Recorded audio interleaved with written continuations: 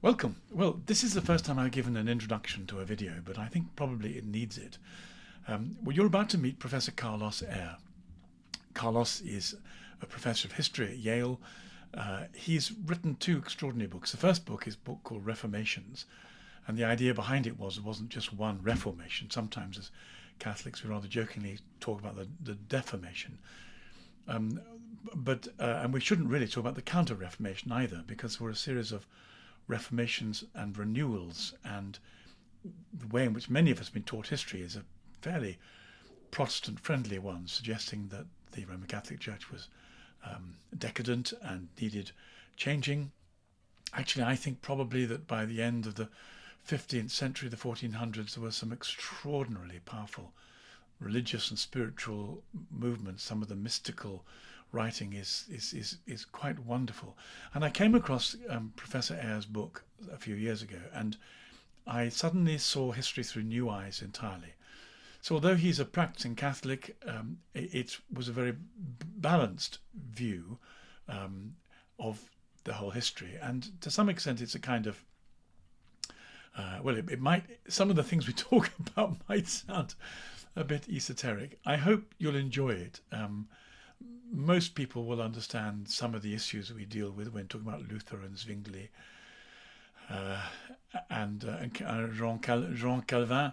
But one of the things I wanted to do was to give him a chance to talk more informally than having to read through just an enormously thick book about some of the things that lie behind the Reformation, because I'm so aware that the way I was taught it was in a way that was essentially brainwashing and propagandized, and a lot of people come at it through a way that I think is prejudiced against the Catholic Church. So it's an attempt to have a conversation about it in a way that I hope will make it accessible. The second half of this is going to be, it's the most exciting book imaginable. It's called They Flew, A History of the Impossible. But what I wanted to do was to have a conversation, first of all, that put the kind of formal, intellectual is a dreadful word, isn't it? But the formal map of what was going on at the Reformation, so that what comes next, this testimony to the supernatural in Catholicism, which is so exciting, I think, to make more sense of it. So I hope what follows isn't boring for you. I just loved every moment of it, and I hope it will also work as an introduction to the next conversation we're going to have, which is about the supernatural and about Teresa of Avila asking her sisters to grab her by the feet to stop her floating to the ceiling because the spirit was lifting her too high. Anyway, that'll come later. Meanwhile, thank you very much for being here, and if you'd like to subscribe to the channel, that would be wonderful, and if you'd particularly like to take out a £5 a month subscription, that would be very helpful indeed. So thank you for your support. I hope you enjoy what follows, and I hope it's to the credit of the church that Jesus founded. Well, if I may call you Carlos, Professor. Yes, please do. It's such a joy to have you here. The two books we're going to be talking about today, Reformations, and then later on, They Flew, have been two of the most exciting books that I've read in a very long time. And I want to begin by talking about a phenomenon that I've become more aware of as the more Catholic I've become, the more aware of it I've become. And that is, in the same way that we talk about the need to grow a Catholic disposition, to have a proper formation as a Catholic mind, there are no neutral formations. And so one of the formations that we come across in conversation is the propagandized Protestant mind. And just like if you ask the fish, we ask the question, who invented the water or who noticed what water was, it wouldn't be the fish. Right. So in the same way, Protestant configured minds don't realize they come with a set of furniture very much bolted to the floor in a particular pattern that needs to begin to shift if we're going to have a conversation about the relationship between the bifurcation of Catholicism and Protestantism. Could you talk just for a moment about how you see the shape of the Protestant configured mind culturally and intellectually, and before we come to the whole business of discussing what the Reformations were? Sure. there's one debate that is ongoing and will not be solved for a long time, and that's the debate over Max Weber's Disenchantment thesis. Right. His argument that Protestantism disenchanted the world. And I was surprised to see that that's his own translation into English of what he said in German, which is Entzauberung der Welt. Zauber in German is magic. And the prefix, Zauberflöte. yeah, and the prefix ent is to take away from. So actually, it's the demagification of the world that he's talking about and blaming, not blaming, but ascribing to Protestantism. And I think that's the place to begin, because the Protestant worldview differs from the Catholic worldview in that it has less of a place for the divine contact in the material world and for the sacralization of the world around us. And among the first items to go in any city or state that became Protestant were material points of contact with the divine. A reinterpretation. Go ahead. One of the ways it does that, of course, is to take a thoroughly materialist view of matter. In other words, it won't allow for the spiritual irradiation of matter. And that's right. And this is very odd, because in John's, the prologue of John, we have the whole of the universe subsisting and consisting of being in Christ, and therefore matter cannot philosophically be any less spiritual than anything else, because God made it and holds it in being. Absolutely. And of course, there are shades of difference among the different branches of the Protestant family. But this is the core principle. The core principle is that, as Ulrich Zwingli expressed it, finitum non est capax infiniti. The finite cannot contain the infinite. Or another formula from Zwingli that's almost like a mathematical formula. Quantum sensui tribueris, tantum spiritui detraxeris. Whatever you invest in matter, you're detracting from spirit. So the more material, the more you focus on the material, the less spiritual you are, which is an inverse proposition from that. Actually, yeah, go ahead. I've derived Ashenden's first law of metaphysics precisely from that principle, because I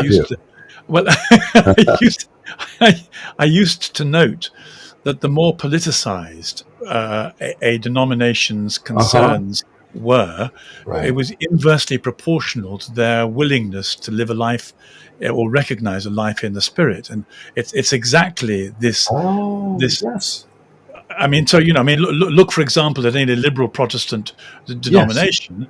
Yes. The fact that they are much more at ease and engaged with a political reconfiguration along utopian lines, yes, than they are with the life of the baptized, and particularly the recognition of evil, suggests an inverse relationship between their ease with matter and spirit, exactly along the lines you've just suggested. That's brilliant. I had never thought of it in those terms, but yes, I had never made the link. And the bottom line is, Luther is a little more comfortable with some intermingling, because he insists in the real presence of Christ in the Eucharist. And he's very serious about it. And as a matter of fact, he refused to ally himself with the Swiss because of this one issue. So Luther's still a little comfortable with Is that anecdote about Luther and Zwingli having a pub lunch together and discussing the presence, and Luther losing his temper and carving into the lunch table "Hoc est meum corpum" with a bread knife? Is that true, or just? Well, it wasn't in a pub. It was Philip of Hesse, the Landgrave of Hesse, who called them all together. It wasn't only Luther and Zwingli. It was all the major reformers of the cities that had gone Protestant, including Strasbourg. Martin Bucer was there. Martin Bucer died at Cambridge in exile. ended Right. up there. So anyway, yes, Philip of Hesse wanted them to join into a single church because he feared that Emperor Charles V was going to come swooping down very soon and end the Protestant Reformation. Anyway, yes, Luther wrote on the table, "Hoc est corpus meum," and kept referring to it constantly. Uh, and Zwingli and his side of the room insisted on one issue, theological, metaphysical, which is, since Jesus is fully human and he ascended into heaven, his body is in heaven, and since human bodies can't be in two places at once, he is only in heaven and cannot be in two places at the same time, which of course is a total rejection of the Council of Chalcedon and the communication of idioms pronounced in Absolutely. 451. Although, that doesn't pop into the conversation. One of the things I've noticed time and time, you may not be familiar with the Church of England's 39 Articles, but one of the things they say in order to disguise their hybrid nature is we do believe in the ecumenical councils, but not all of them. Yeah. But we're not going to tell you which ones we don't Yes. believe. And so this is a piece of kind of historical cheek, which is beyond measure. But as I began to work my way through the Reformers a second time, as I read myself into Catholicism, I had been told that Calvin in particular was immensely well read patristically.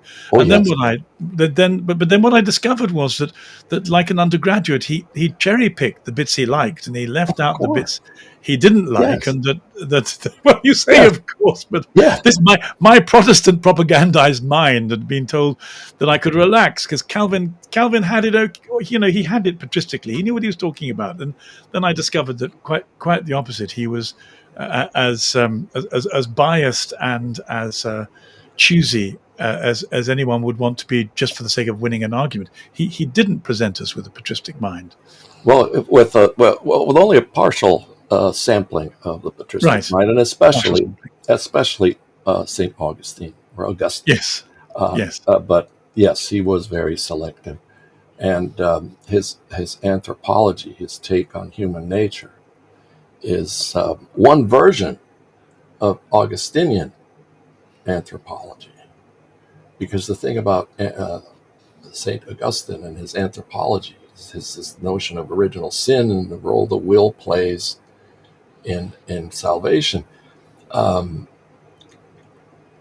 can be interpreted in different ways. And in the 17th century, when this issue, the issue of free will and predestination, was the main topic of discussion in all major branches of Christianity, including Catholicism, everyone was citing Augustine to say something very different than the other fellow.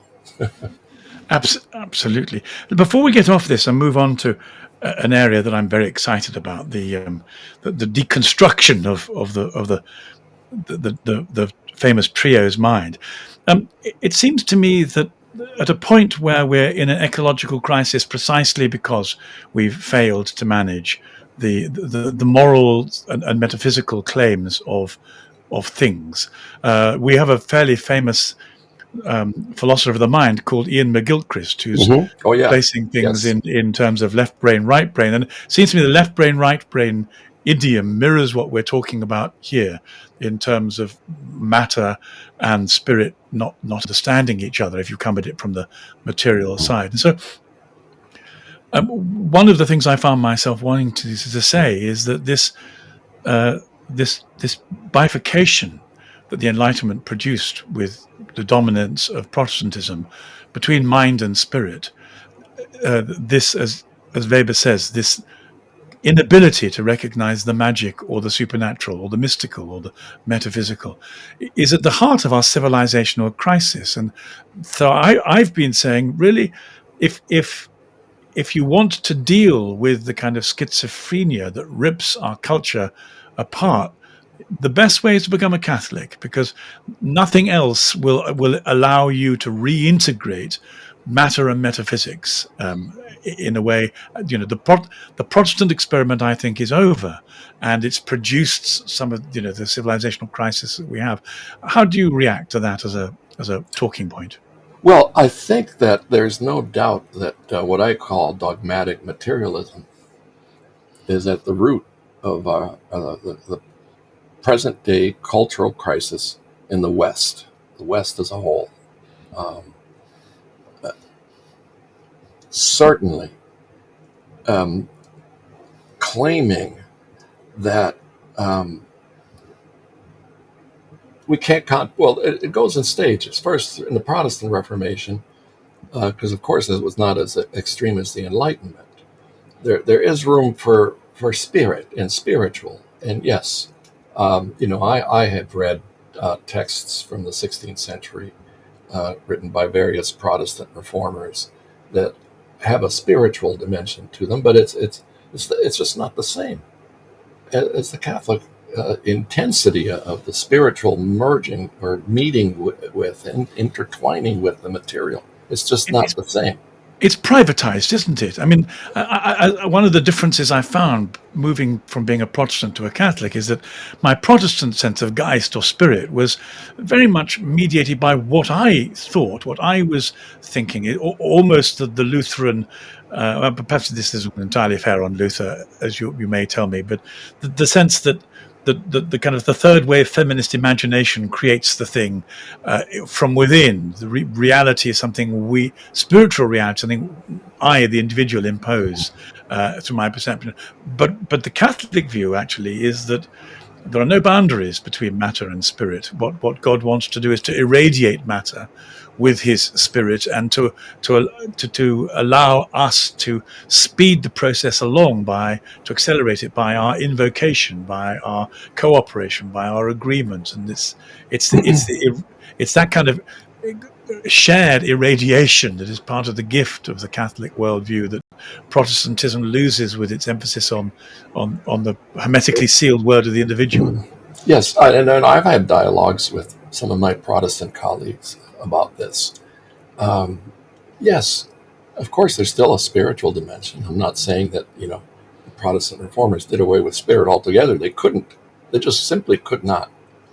But when Zwingli walks into the Grossmünster, the cathedral in Zurich, after all the images have been removed, his words were, "Now we finally have a beautiful church. Finally, it's all white. All the walls are white. That is Yeah. beautiful." That's a whole different approach. The aesthetic and theological statement made there speaks volumes. But I then, wonder if he was. go ahead. I wonder if he was autistic. There's a certain one of the characterizations of people who suffer from autism is they're more comfortable with white and black because the range of color actually Oh, overloads them, and they just find it too sort of too much. And well, so there is something very extreme in Zwingli's conversion away from Catholicism. Is right. that by all accounts he was a gifted musician, very gifted, and loved music. And it's not just the images that are taken down in 1525; they take down all the organs, Oh my word! Yes, of and then course they do. Yeah. congregational singing, it becomes all a cappella. Yeah. So there's something there that was just a very strong uh, uh, impulse in him to cut down, to reduce this intermingling of matter and spirit. Because what are organs? Organs are the air blowing through pipes, right? Yes. What? Producing mystery and awe. Yes. So I don't. I think maybe so. Okay. That all of the major reformers have been psychoanalyzed. Yes, they have. Well, Uh, I'm not going to stray too far outside my limited area of competence, but I'd like to start with Luther. yeah. We won't psychoanalyze him, but Again, I was always sold on the fact that Luther, Zwingli, and Calvin, will begin with Luther, offered a degree of theological probity. They were faced with a church that was corrupt. I've since begun to think that the 15th or late 14th century may have been the apex of human culture in almost every single way, apart from anesthetics and medicine. I mean, people use the word medieval to talk about primitive and corrupt, but to my mind, actually, the high medieval Catholic era was one of the most glorious intellectually, architecturally, polyphonically.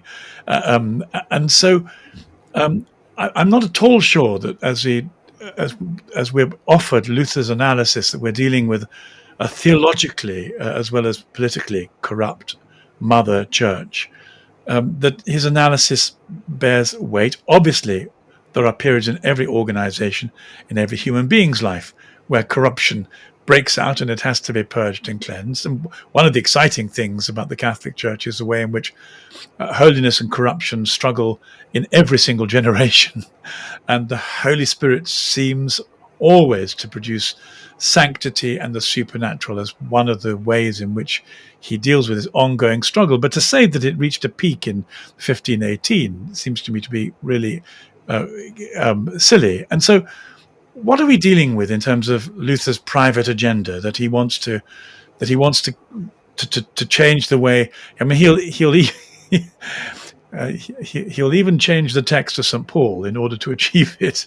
Well, Luther, excuse me, Luther begins his Reformation over one theological issue, soteriology, how one is saved.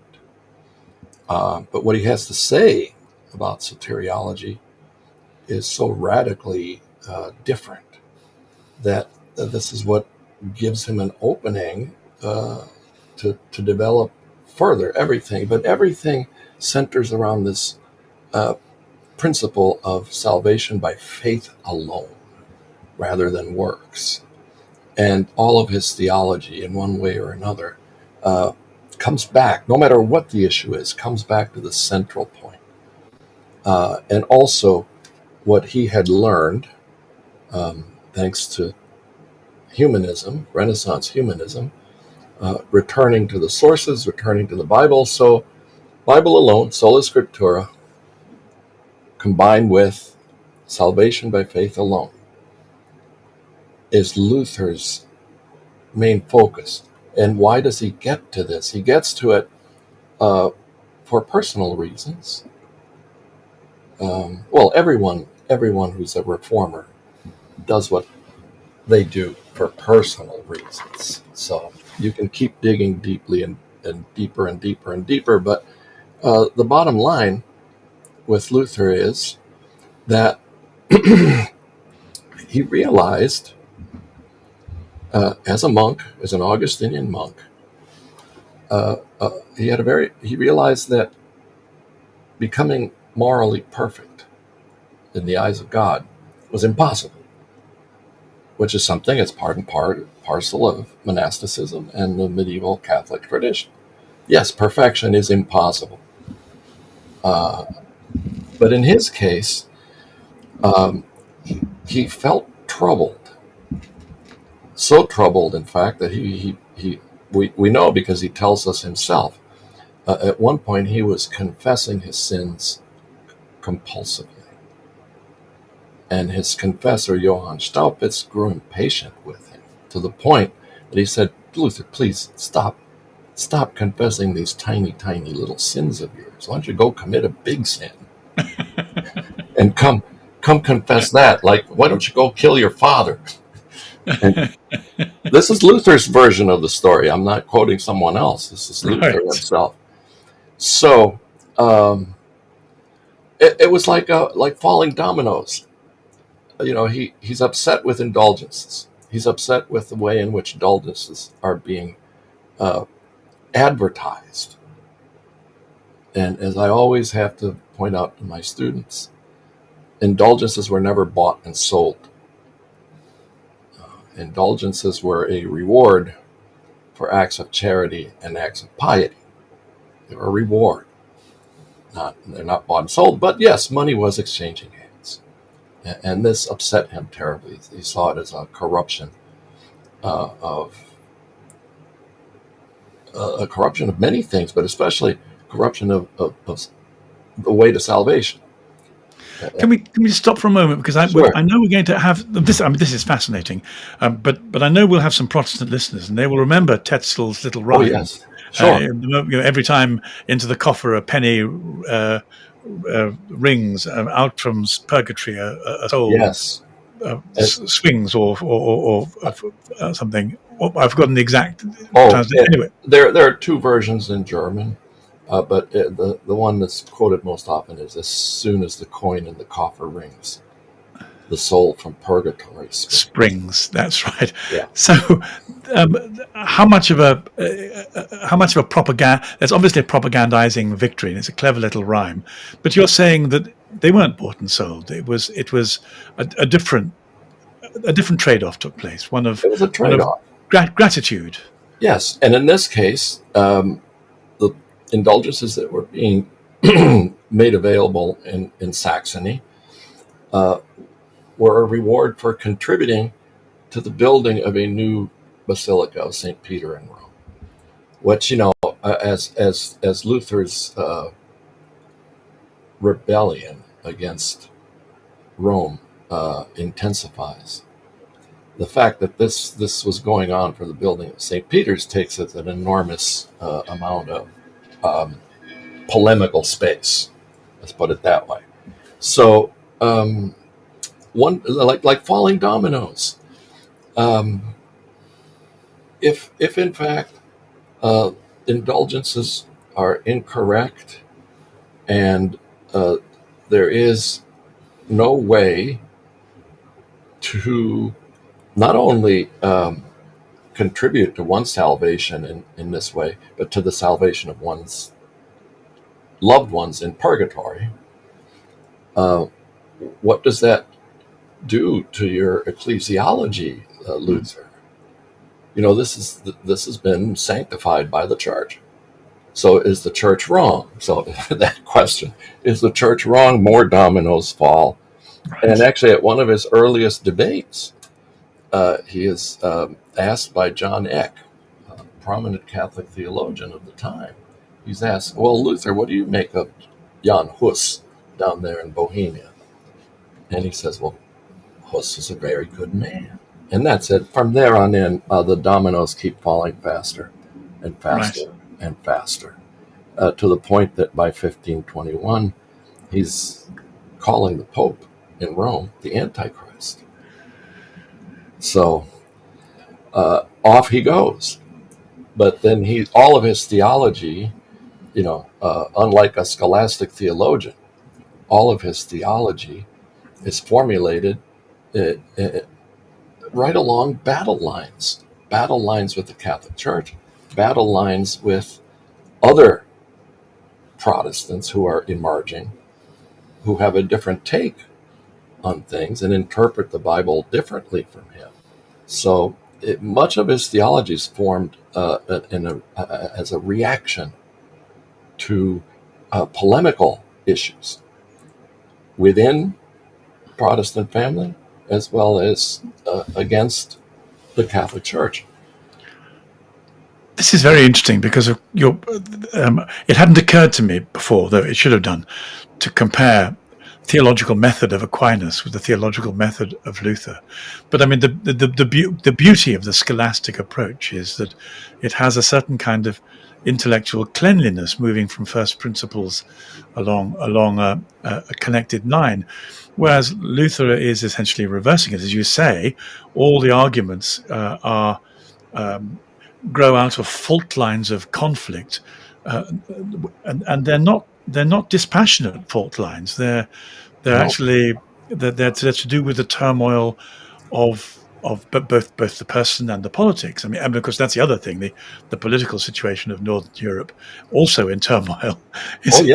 And Luther could be very, very not just aggressive, but he could hurl insults at people. And some of these insults are so funny. Actually, they're some of are hilarious.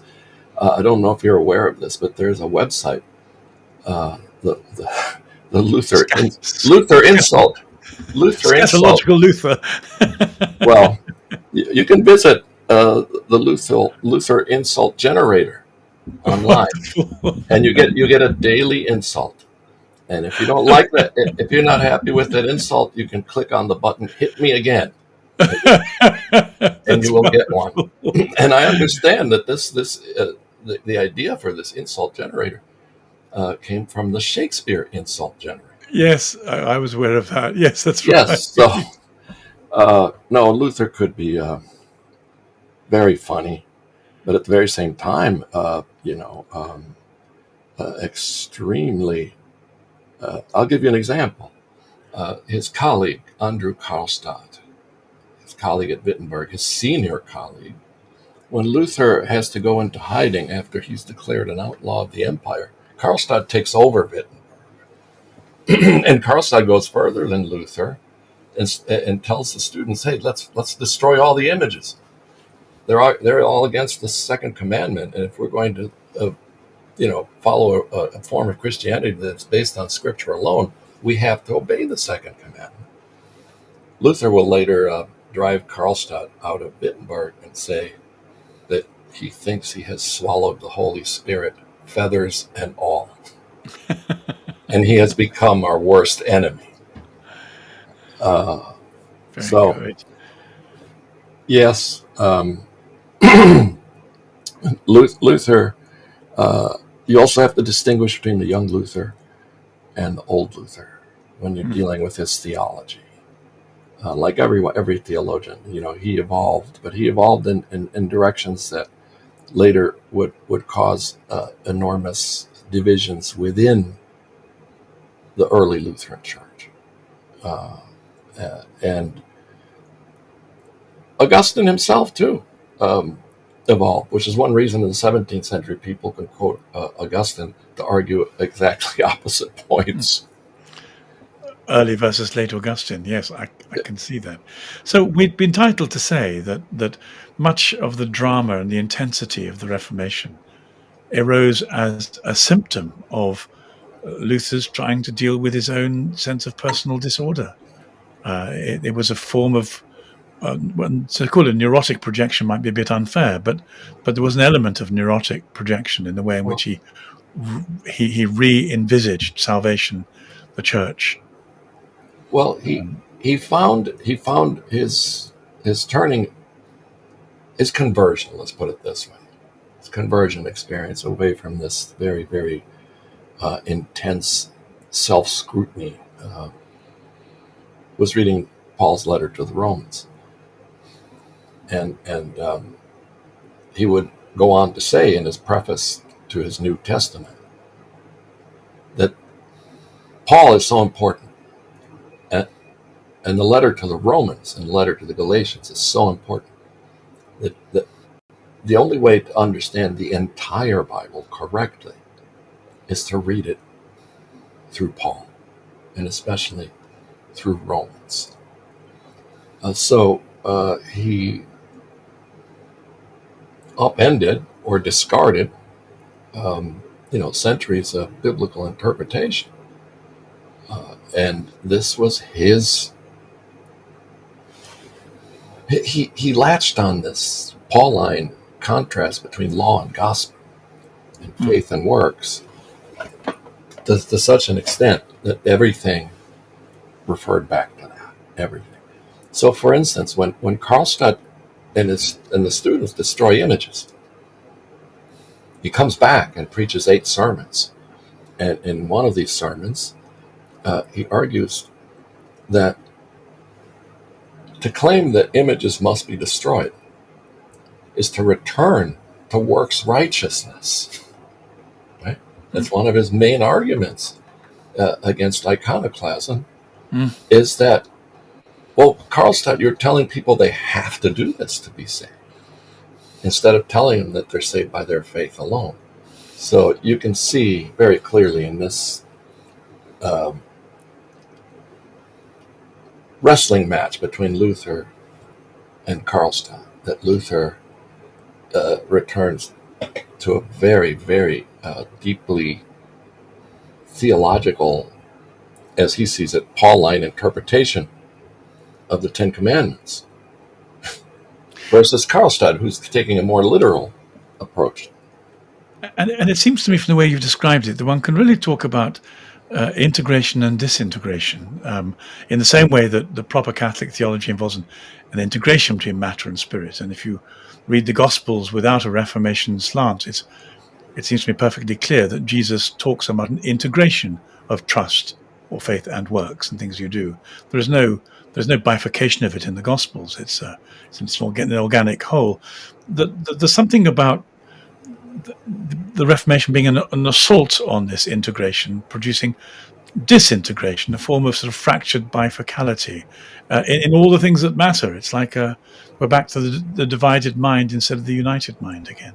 Well, Luther will go as far as to say that the Epistle of James, letter James, right. Faith without works is dead, is an epistle of straw. Yes. Of course, he can't go to the extreme of saying, well, this epistle is not canonical, we should take it out of the Bible. He can't do that without doing serious damage to all of his theology. But he has to say that there's a ranking, there's a hierarchy of values in the books of the New Testament. And this, yes. But, you still have the problem, the very pragmatic, practical problem, day to day. What does a minister or the entire church say to people to make them behave as Christians? And that becomes a problem. Theological problem as well as a pragmatic problem is, Luther, very early on in 1520, uses a metaphor that is not very pragmatic, because the relationship between faith and works is as follows. A good house does not make a good builder. A good builder makes a good house. So there's a conundrum there. What does that really mean? And so we find struggles within the Lutheran family in later years to find a way of assigning more responsibility to the individual for their salvation, but still by faith alone. And it's a very delicate balance that has to be achieved between these two. In his debate, go ahead.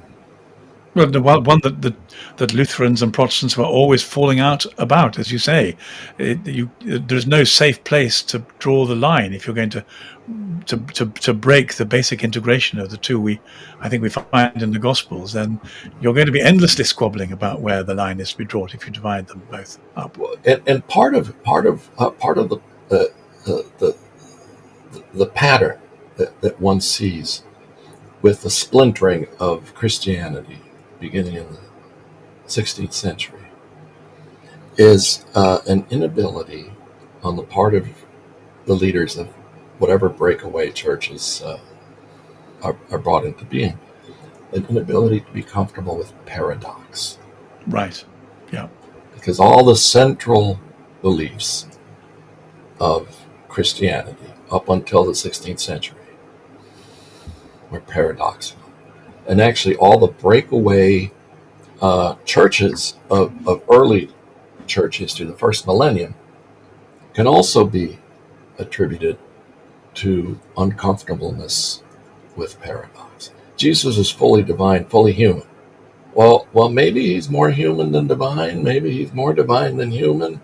And it's exactly this that lays behind the charge that Protestantism produces atheism, because a discomfort with paradox moves quite swiftly to paradox being contradiction. And then the atheist says, well, these are contradictory things, I can't believe in them. So it seems to me that it's a charge that, for a number of reasons, is justly laid, that the next generation that flows from Protestant preconceptions is going to be an atheist one. Well, it's gradual. It takes centuries, but the Enlightenment is ultimately different in every nation where you had an enlightenment, and you had differences of opinion. In general, yes, this is the Enlightenment take on. I'd be very pleased to talk about Luther, but we're going to lose some of our audience, I think, who are not as interested in him as you and I might be. But I'd just like to look at Calvin and use the same methodology.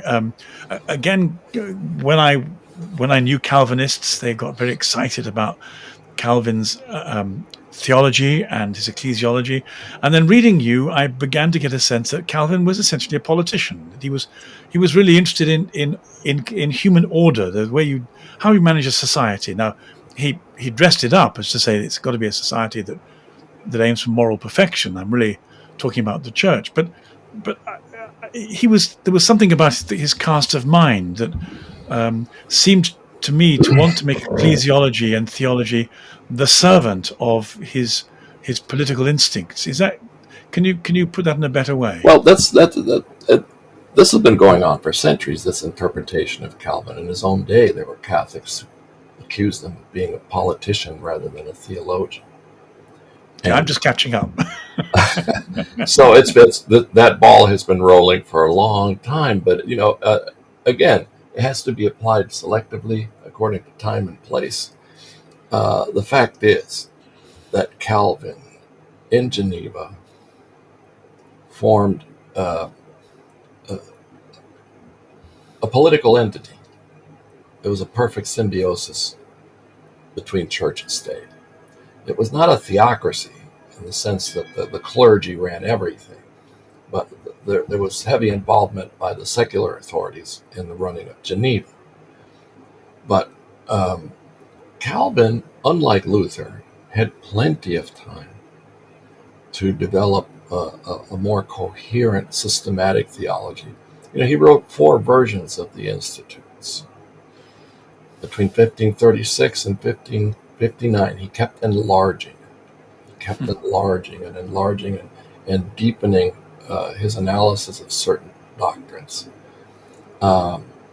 He didn't change, unlike Luther, too.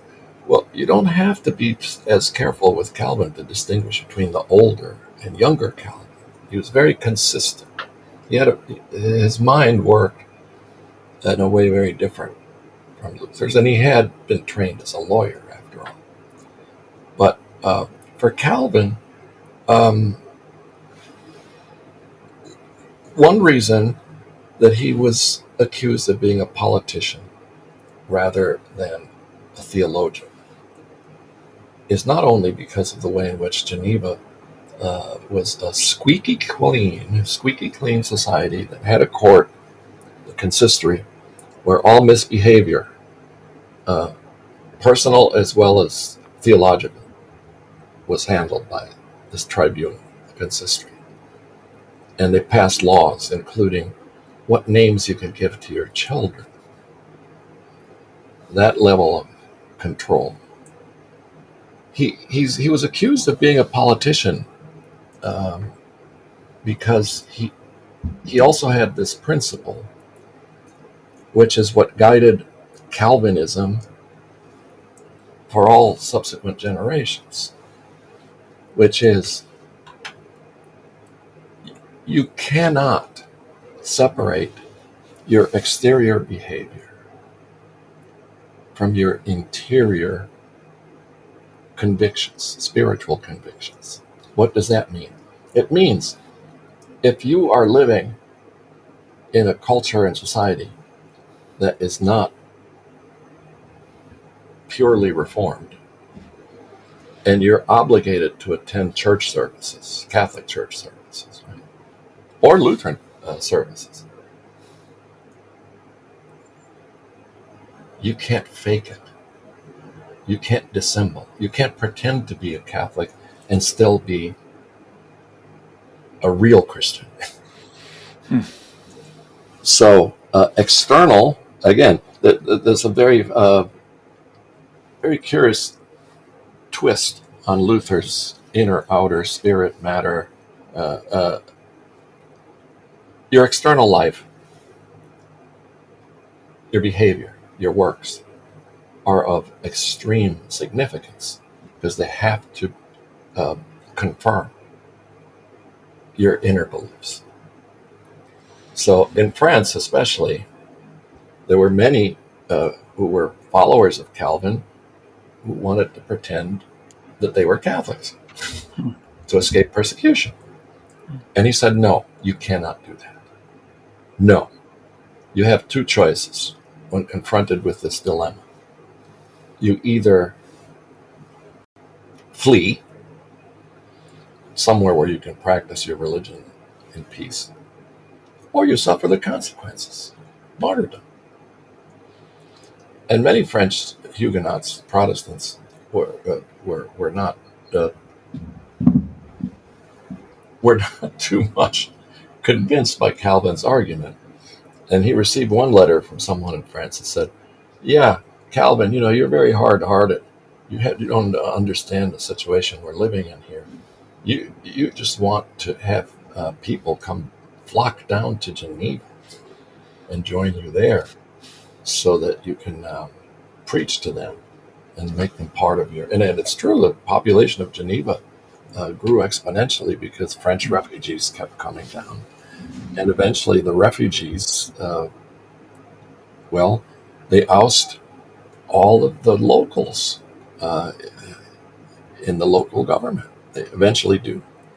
So that's one reason that he's referred to as a politician. And the payoff, what's the payoff? They're going down the line just a few years. Payoff is John Knox in Scotland, who says in his letter to the common people of Scotland, God demands that you take action against idolatry. And you, the common people, have as much responsibility as your rulers to make sure that idolatry is erased completely. A fully revolutionary kind of resistance theory. That if the ruler is an idolater, it's everyone's responsibility to oust the ruler. So Calvin is the father of the French and Russian Revolution, ultimately, because if you trace it through, then that form of political immorality has to be rejected by everybody. Well, and he's also the father of the American Revolution, and so many of the founding fathers of the United States came from Calvinist lineage. How interesting. Yes, and Knox is adamant, and his influence carries through the centuries among Calvinists for theories of resistance. Of course, by the 18th century, when you get to the American Revolution and the French Revolution, everything has changed culturally and socially and economically. So it's a different setting, it's a different context. But the impetus is the same. And the theory remains the same. I'm very struck, too, by the way in which Calvin wants to be the supreme, I won't say intellectual exactly, but the cerebral, intellectual, moral, cultural authority. One of the things I found most difficult becoming a Catholic was surrendering my own judgment as a sort of as the arbiter at the center of the universe. So as a Protestant, I got to make the judgments. I chose what I would believe in, what I would disbelieve in. I chose the configuration of my belief system. One of the hardest things becoming a Catholic is to believe in the Church and to say, well, actually, I may have preferences, I may have ideological and personal configurations, but I'm going to submit to the Church as the final authority. And it does strike me that this period of Protestant Reformation was also a struggle about epistemology, about where ultimate authority lies, whether or not the individual has sort of so sufficiently come of age or is so clever or so insightful that he can afford to take on the magisterium, 1,500 years of praying, acting, living, dying, thinking, witnessing, because his judgment's better. That strikes me as being one of the main differences, again, between these two worldviews. Well, but one significant footnote to add to that is that, of course, in the Calvinist tradition, you don't do away with the church, and you just switch one authority for another. So Calvin becomes the Pope. Yes, well, there's a correct way of interpreting Scripture, and there is such thing as a true church, and then there are false churches.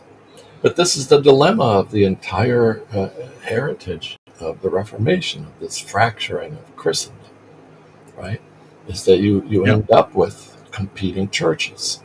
Yep. And actually, I showed a genealogical map of Christian history to my class. I ran into it a few weeks ago, so I had to show them. And it's pretty much like a family tree. The different churches. Is this the Who Started Your Church map? Yes. Yes. Yeah. And very good. one thing struck me, because the map was color coded according to Right. traditions and national origins. And the largest and heaviest branch on the map is Great Britain. Seriously. Seriously, yes. Yes.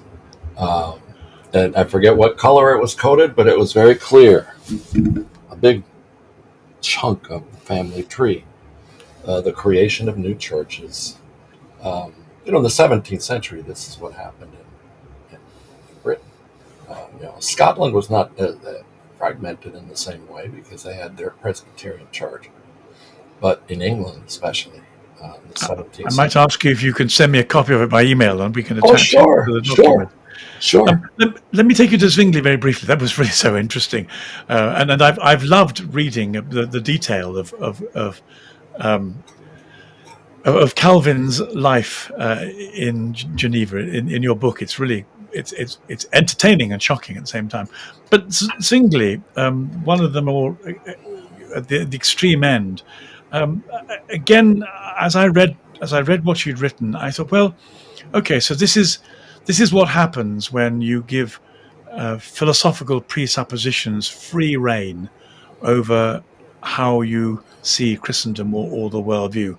Can you say just a little bit about the way in which Zwingli subjugated what I suppose? There's no such thing as pure theology, but at least configured his theology according to his philosophical preferences. Right.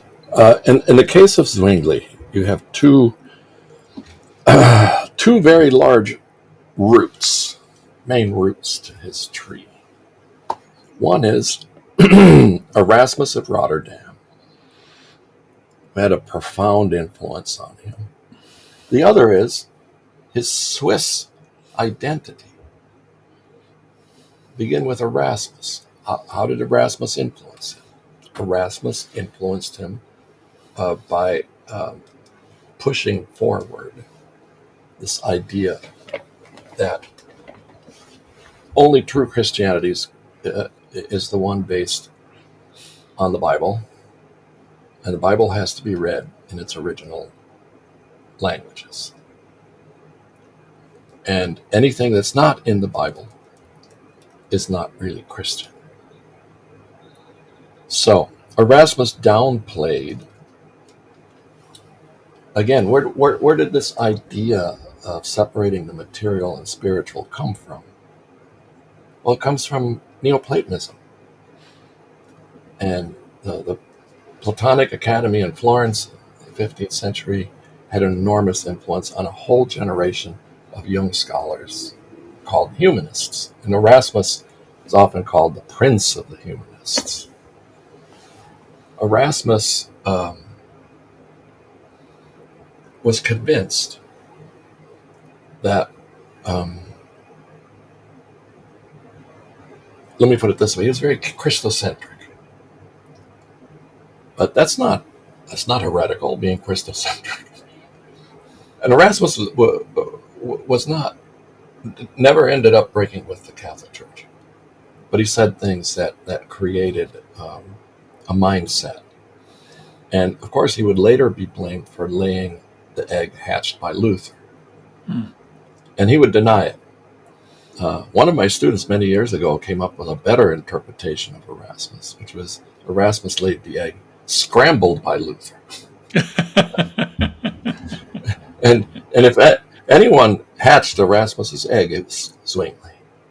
Right. And I'll just one line from the Enchiridion, or actually several lines from the Enchiridion, the fifth rule, the Enchiridion. Erasmus is trying to get across the point that the physical is secondary to the spiritual. And he says, for instance, ask the question, why did Jesus have to ascend to heaven after his resurrection? The answer is, so that his body would not distract anyone. And then he goes on to say, if what's wrong with that distraction? seems that would be a good thing. Well, no, he says it's not a good thing, because real saving power of Jesus is spiritual, not physical. So then he goes on, and this is what Erasmus passed this on to Zwingli, because Zwingli read everything Erasmus wrote, if he could get his hands on it. Back to the Enchiridion, Erasmus says, who could have been more blessed than the Jewish people at the time of Jesus? There he was, walking among them. They could touch him. And who could be more blessed than Judas, who kissed Jesus as he betrayed him? So then there's the following line. English translation is very faithful to the Latin. If the flesh of Christ is useless to salvation, ... right? Inutile, useless. If the flesh of Christ was useless to Judas, so what? So also with the intercession of the saints, images, everything, don't focus on those things. And he pokes fun at pilgrimages, he pokes fun at relics, he pokes fun at people who pray to intercessory saints. And Zwingli tells us himself, this is the beauty of some of these reformers, they all, except for Calvin. Calvin does not reveal much about his personal life. Yeah. But Zwingli tells us, reading one poem by Erasmus changed his life. And that poem, the title of which was The Complaint of Christ, has Christ in heaven complaining about how bored he is because no one prays to him anymore. Oh, no. Yes. I'm so bored up here. And more than that, more people pray to my mother. Oh, that's terrible. Than to me, because it gets even more intense. Why do they pray to his mother? Because when they see images of the Virgin Mary, they see him as a baby in her arms. And they still imagine that there's this relationship, right? The mother and child relationship. And therefore, poor Jesus in heaven, he's got nothing to do. What a terrible anthropological projection of well, he tells us, Zwingli tells us, this changed my view on piety and worship. Wow, extraordinary. So, shortly after reading that poem, he had been ministering to a very small village, Swiss village, Glarus. He gets sent to the pilgrimage shrine of Einsiedeln, which is still there, and it still attracts thousands of pilgrims. And when he gets there, he preaches, and he tells people, the pilgrims who get there, he says, you've just wasted your time. You wasted time and money coming here. You don't need to come here. You don't need to venerate the Virgin Mary. You should just go to Christ himself directly. And from there flows his Reformation, and that is the origin of the Reformed Protestant tradition, of which Calvin was very much a part. And Zwingli dies in battle, 1531. The cantons, Swiss cantons that had turned Protestant, had been sending missionaries to the Catholic cantons. And the Catholic cantons had enough of it. Well, war erupted. And in 1531, Zwingli dons armor, takes a sword, and goes into battle and dies. He's killed, and then his body is incinerated. According to the Protestant narrative, it shows that Catholics had no understanding of what Zwingli was all about, because one account tells us they incinerated his body so his followers couldn't have any relics. Oh, touche. That's wonderful. Well, and tomorrow, one of the things I hope we'll do is we'll talk about, again, the bifurcation of spirit and matter, because one of the expressions of Catholic holiness is going to be the way in which matter responds to spirit, bilocation, levitation, relics. There's a whole world of integrated magic, supernatural, that we'll discover. Let me take you very briefly to retell the story of mission, because again, I had no idea that I was brought up on heroic tales of Protestant evangelism, creating the world as we know it. But what you tell is an entirely different story, that actually the real mission came out of the Counter-Reformation. We shouldn't call it the Counter-Reformation, we should call it something else. Oh. But the Protestants actually took a while to catch up. So again, this popular idea that Protestantism legitimizes itself because it's full of the enthusiasm to evangelize, and Catholics don't do that, that turns history on its head. Well, yes, things develop over 4 centuries, and the pattern is very simple and very easy to see. In the 16th and 17th century, Protestantism is establishing itself in Europe. And for many Protestants, survival against Catholic aggression is essential. We can't forget that there's something called the 30 Years' War between 1618 and 1648, when Protestants and Catholics were at each other's throats. And also, serendipity, divine providence, coincidence, the two nations that are the leaders in the exploration of the world and the colonizing of these worlds are Spain and Portugal, which remain Catholic. And that's a whole other set of questions. Why didn't they turn Protestant? So, Spain and Portugal. Spain gets most of the Americas, and Portugal goes east, Asia. So, beginning in mid-16th century, the Catholic Church starts sending missionaries. Well, actually, earlier in the Americas. In the Americas, it starts right away, sending missionaries to the Americas. But then in Asia, especially, it begins in the mid-16th century. Missionaries are sent to Christianize all these people who, especially in the Americas, nobody even knew there were human beings on the other side of the Atlantic, right? And when the Spanish get there, they're, of course, astounded, and in some cases horrified, especially when they get to Mexico and they see that human sacrifice is taking place. And again, the historical narrative is always very light about. It's always about exploitation, colonialism, the rape of indigenous culture. Not a word about the Christian horror of what raw paganism does when it's unrestrained by incarnation.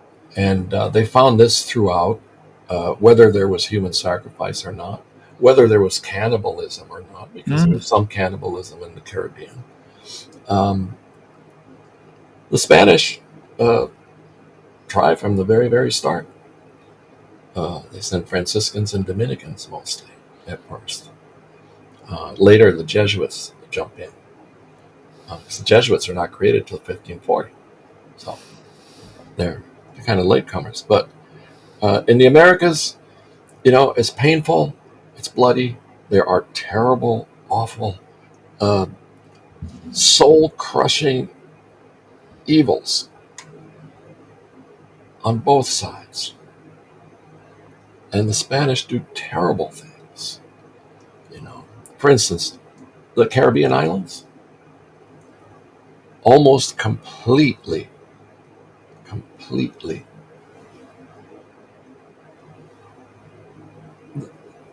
destroyed in human terms, because they wipe out the entire native population, except for very small percentages here and there on some island. But the largest island, Cuba, the entire native population.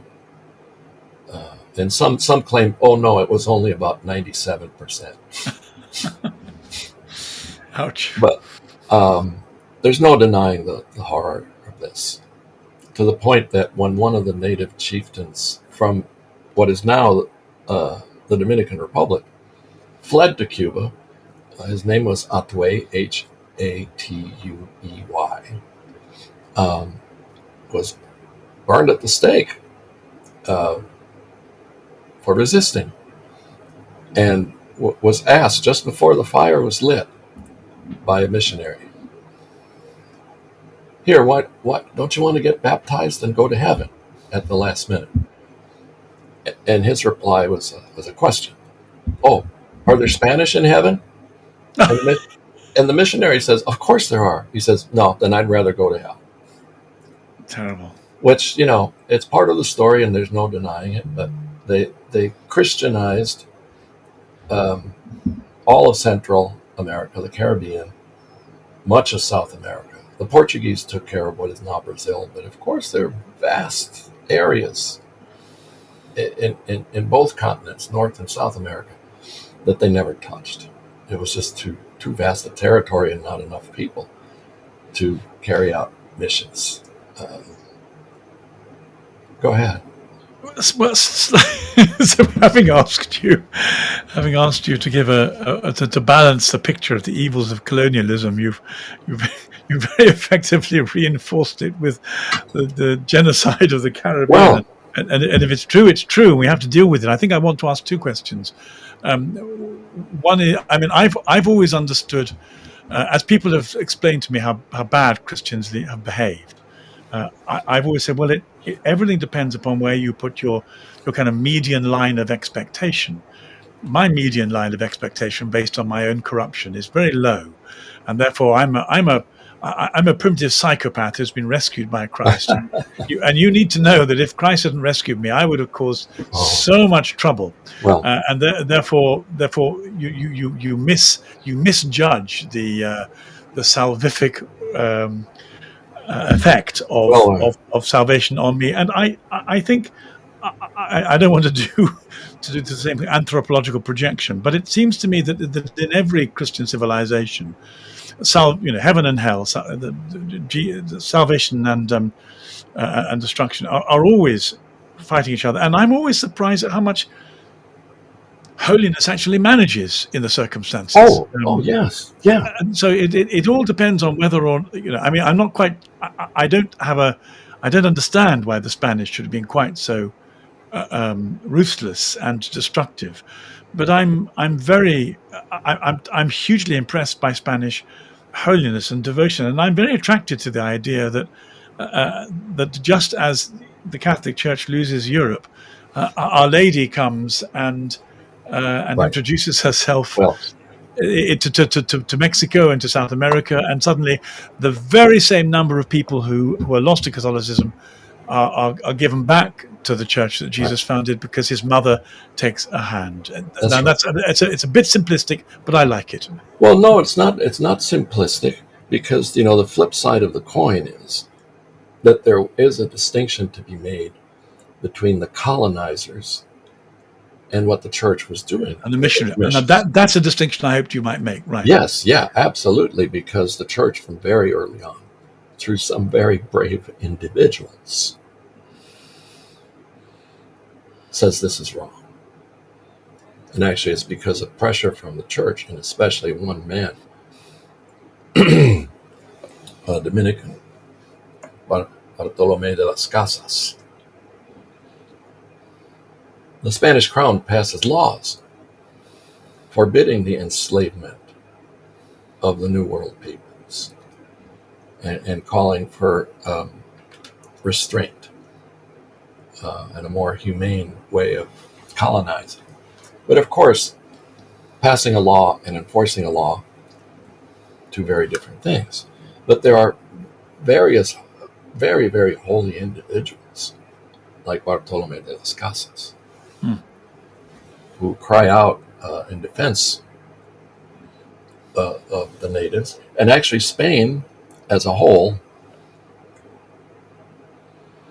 is very difficult to compartmentalize, difference between church and state, clergy and laity, or whatever. But in Spain, in the 16th century, they actually had a scholarly debate because of crisis of conscience about the colonizing of the New World, which no other European colonizer had a similar debate. In Spain, they did at Salamanca. On whether or not the natives of the New World were fully human and based on natural law, what principles should be in place for treating them as full humans. So it was declared very clearly, yes, these people are fully human and we have to respect them. They have the same rights that we do.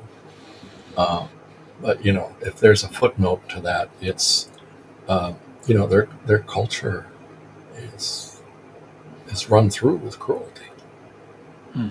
And we can't abide. If they're going to be Christian, these things have to change. You have to stop sacrificing humans and many other such things. And there's very little in the secular narrative which is usually against the Christian missionaries that tells the story of the pagan cruelty in any way that represents what actually happened, and the fact that if you have any sense of a need to stop human hearts being ripped out of bodies in a sacrifice to the god, then missionary work is by the Catholic Church is no bad thing, because that's what it does. Yeah. And actually, this again, coincidence or divine providence or just serendipity. The very same time that Protestants are destroying Catholic images in Europe, the Spanish are destroying pagan images in the New World. Right. But the Spanish go further. They often just level, especially in Mexico City, what is now Mexico City. They level all of these places where human sacrifice was offered and build churches on top of it, which is why now, Mexico City, when they started digging for a subway, it went very slowly. And to this day, they're still finding things. As a matter of fact, just last year, this when I read about it, maybe it was discovered a few years back, they found all of these, they found thousands of skulls underneath present-day Mexico City, with holes in each side of the temples. What were these? Well, they were described by one of the men in Cortez's army, Bernal Diaz del Castillo, who wrote a whole history of the conquest of Mexico, that at the foot of one of the sacrificial places, there were these long poles, row after row after row after row, lined with skulls. So, since the late 19th century, historians were saying, no, Diaz del Castillo was exaggerating. That could not have happened. He was just exaggerating. No. Last year, this finally came out. This was no exaggeration. This was a culture in which there was a degree of cruelty that had been not just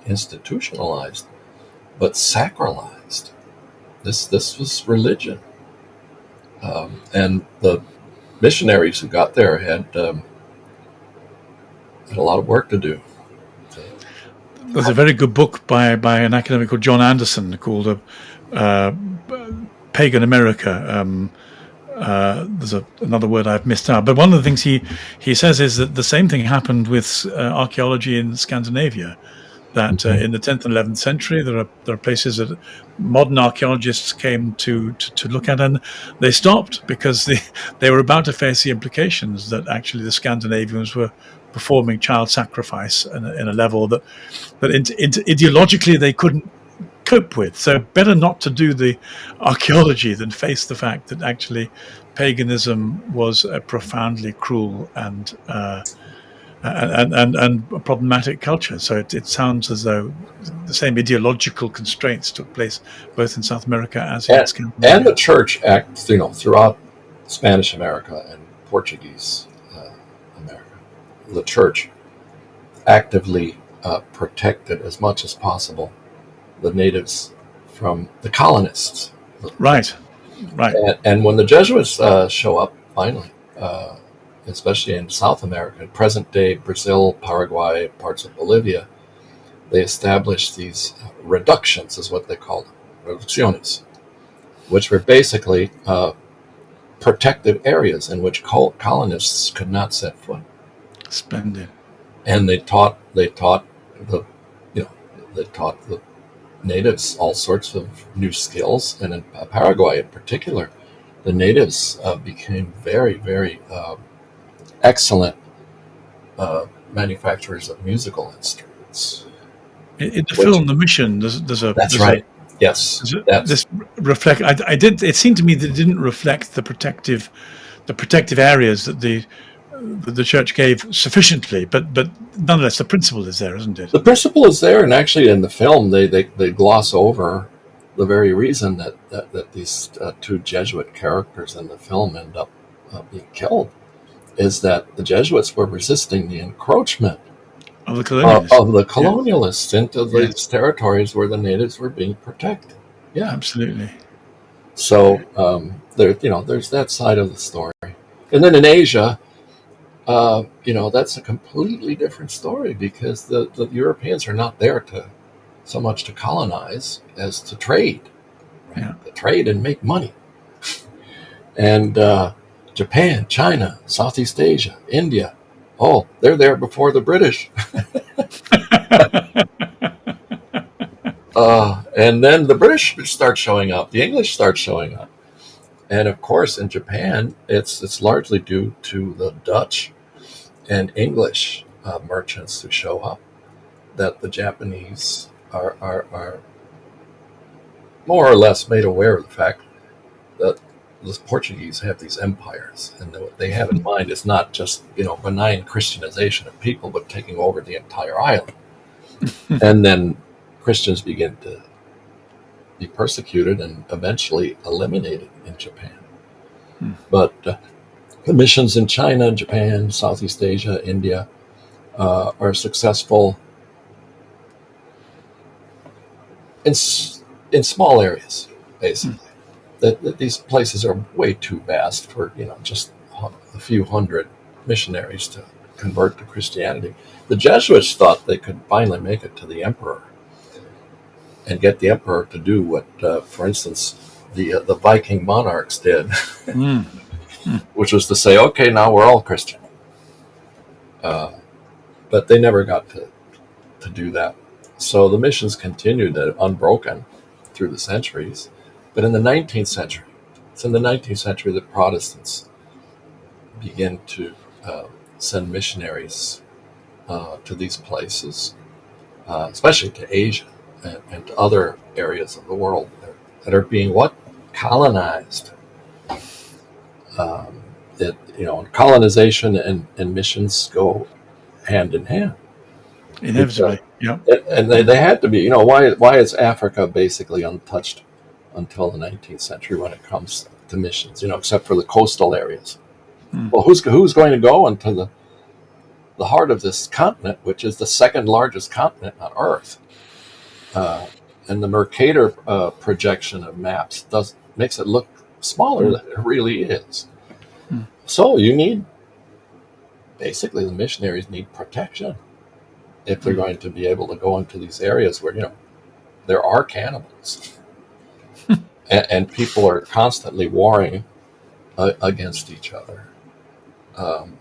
So the English, the Scots, Americans get very involved in missions. And here at Yale, Yale Divinity School was the epicenter here in North America of missions work. And we have a wondrous collection of missionary documents. And for instance, I once saw they had on display at the library before, photos and letters from missionaries in China at the time of the Japanese occupation in the 20th century. Incredible, absolutely, horrifying accounts being sent back by these missionaries to New Haven, Connecticut, of what was happening in China.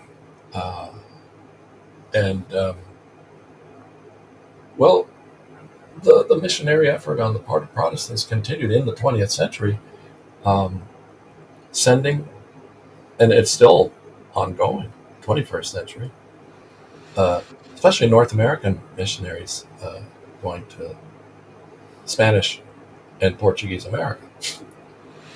And Brazil, the growth of evangelical churches in Brazil today as we're speaking, is just astounding. And several other countries, especially in Central America, have the growth of evangelical churches has been enormous. I'm aware that we're going to need to finish, and I don't want to wreck the prospect of our second conversation tomorrow. But if you had a brief analysis or insight as to why Catholic culture is losing energy in South America to the extent that this revivification of Protestant evangelism and Pentecostalism particularly, has been so successful. What can you give some?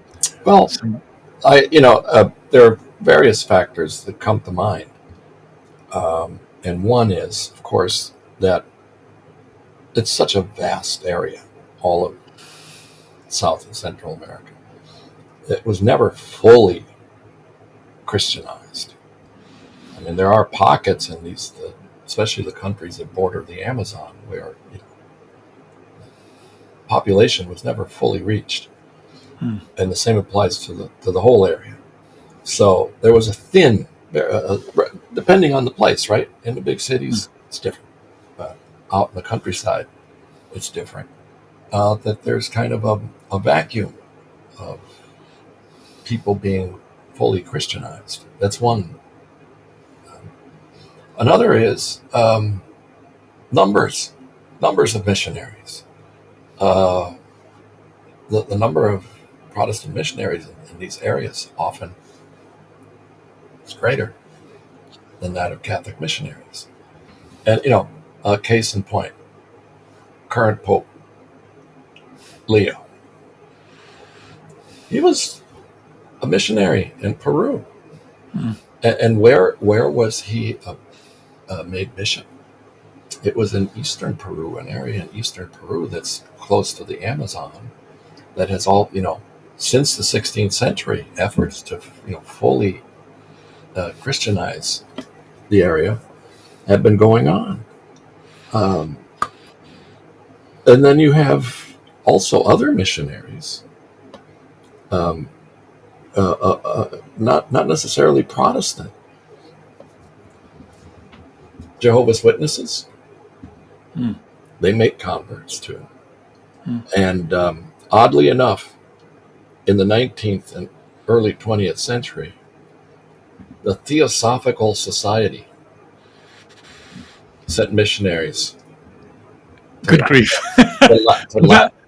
Latin America. Blavatsky's people. Good gracious me. And their two most successful missions were Brazil and Cuba. Wow. Where many, many middle class and upper class Catholics fell for Theosophy. Oh, God forbid. Yes, well, and also a third factor. There are indigenous people in most of Latin America. As I've said, in the Caribbean, indigenous people were wiped out. But then you also have the African descendants of slaves who still maintained a considerable amount of their native African religion. And the fact that in some areas slaves were still being imported in the 19th century. For instance, both of those countries where Theosophy was a big hit, they're the two nations that had slavery until the 1880s. How interesting.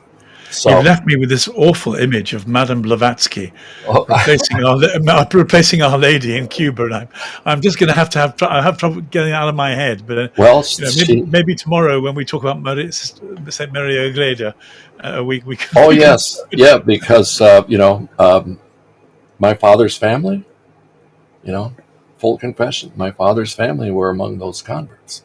Wow, So really? I actually grew up in a religiously mixed household. My mom was very, very traditional and devout Catholic. And my father also considered himself a Catholic, but believed all this theosophical stuff. Well, it was very attractive in terms of I don't want to say cultural pretentiousness, but I mean it had a cachet to it. It did, and my father would tell me things, and my mom would later pull me aside and say, "Don't listen to your dad. No, that stuff is not good at all." Wow. So Wow. I had to cope with that. It's always in the background. My horizon, right? My horizon Gosh. is at a very early age having to navigate from one to the other because they were That's so different, extraordinary. so different. That's extraordinary. But my father was also church-going Catholic, and very much so. I still remember this bit of Catholicism. Every Good Friday, around 3 p.m., my father would gather us all into his bedroom, his and my mom's bedroom, and he set up a very large crucifix that we had on a dresser. And boy, we would pray and pray and pray every 3 o'clock, especially. And I think it's one of the reasons that I am the man who I am, and I'm still a Catholic. It's that little bit of personal, homebound Catholic piety. So one of the things we're going to do tomorrow is to read your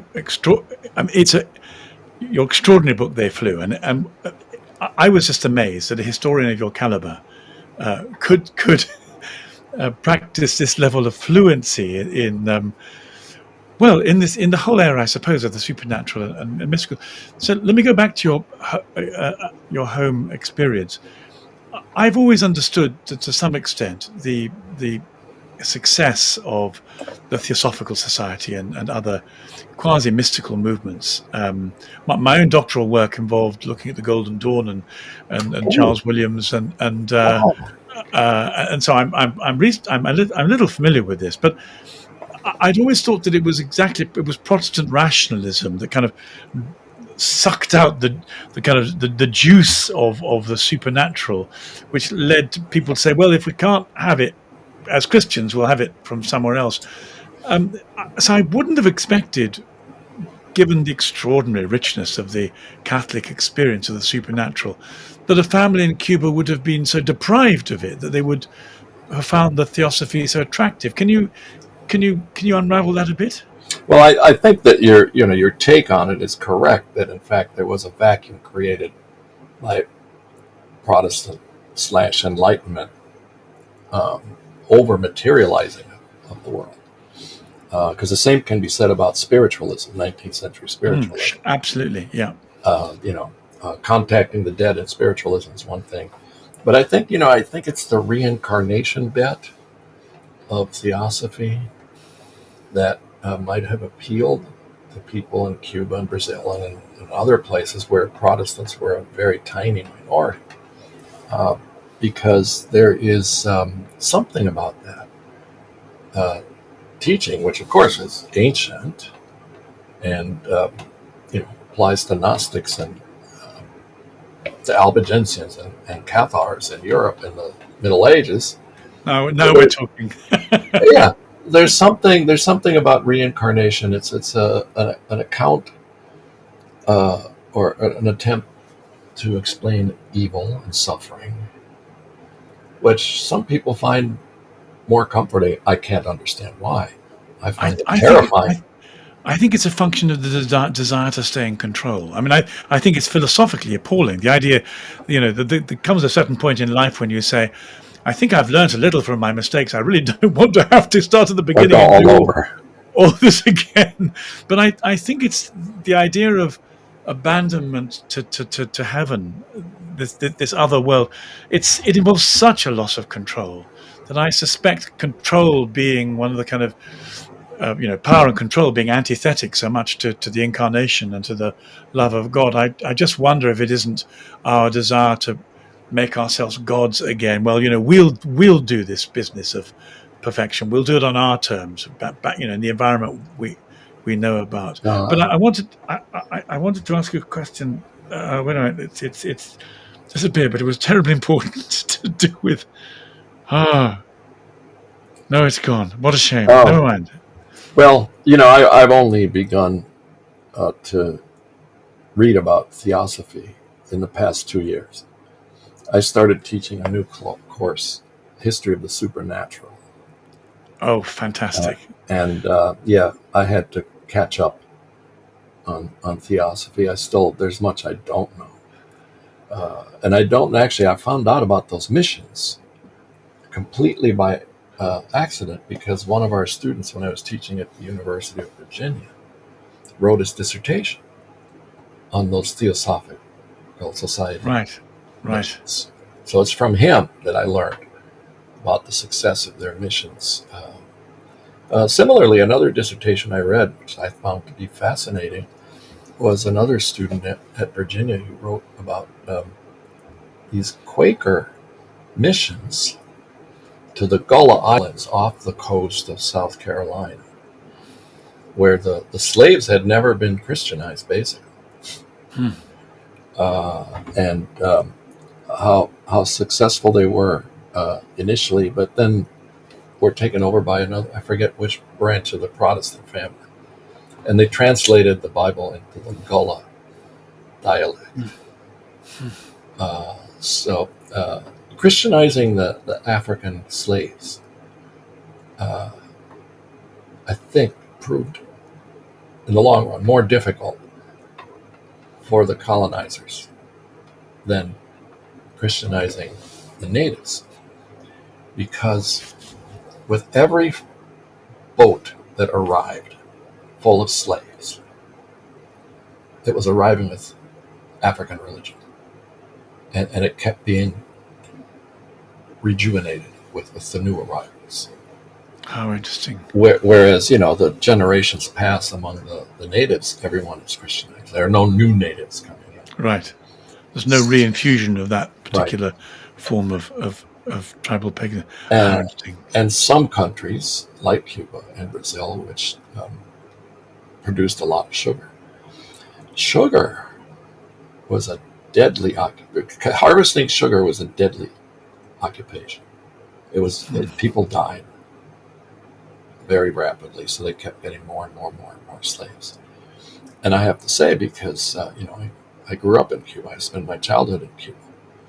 I was born in 1950. Slavery had been abolished in the 1880s, late 80s. It's quite possible that every elderly black Cuban I saw as a child had been born a slave. That's how recent it is.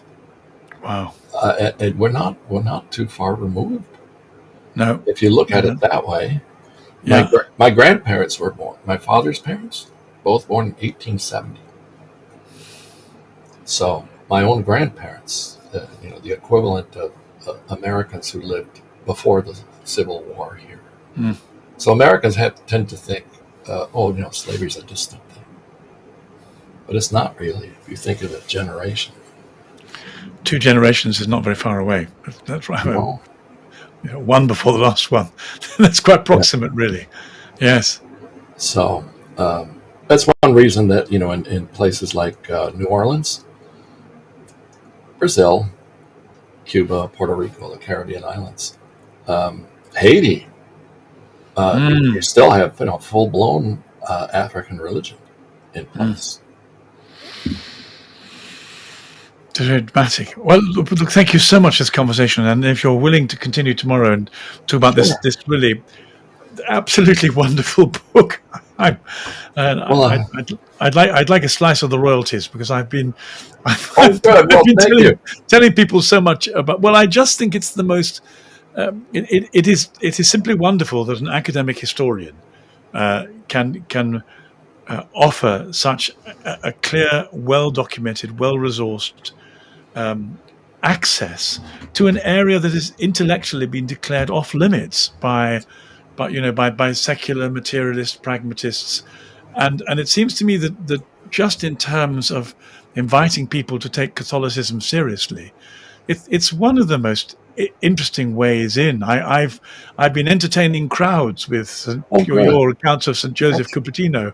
Excellent. Thank you. Thank you. Maybe we can try and do this tomorrow. I'd look forward to it very much indeed. Thank you. Yeah. All right. So I'll see you at 10 tomorrow. My time, 3 o'clock. Absolutely. Okay. Bless you. Let me just take care. End the button. Don't